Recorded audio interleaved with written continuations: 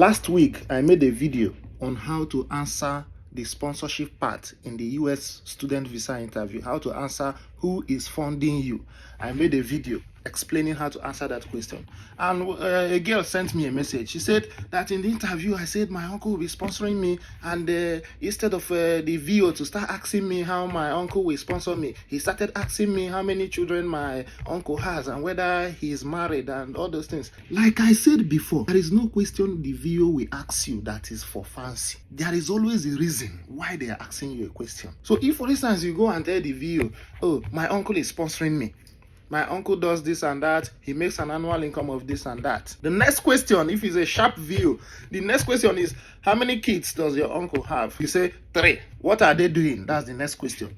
The first one is working in a bank, the last 3 are in the university. What do you understand by that? That means that the 3 that are in the university are also the responsibility of your uncle. He cannot sponsor 3 persons in the university, his own children, and now sponsor you that is going to US to study abroad. I don't know if you get what I'm saying. So that means your uncle, depending on how much you have said, if for instance you said, my uncle makes an annual income of, let's say, 100 million naira.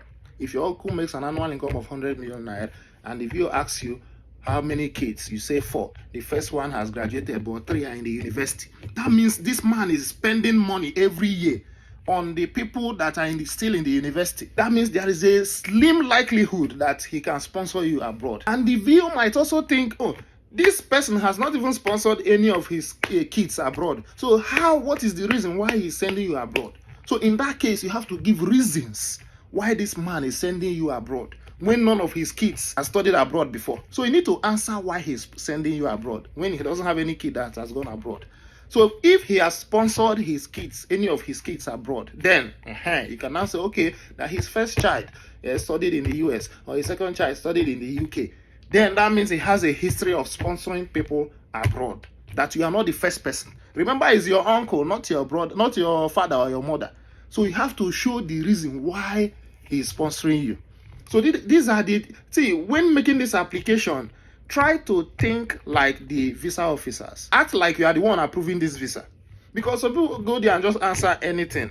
Yes, I know that some people still go there, answer well, and still get denied. But that is not my focus today. My focus today is on people who are not getting the answers right. So if you are asked, how is your uncle sponsoring you? You need to show why he's sponsoring you.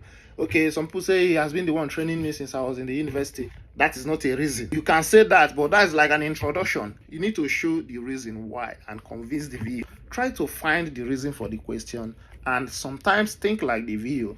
Don't think like only the applicants. Sometimes think like the VOs, so that we know why they are asking those questions. So even if it's your father that is sponsoring you, the VO can still ask you, how many siblings do you have?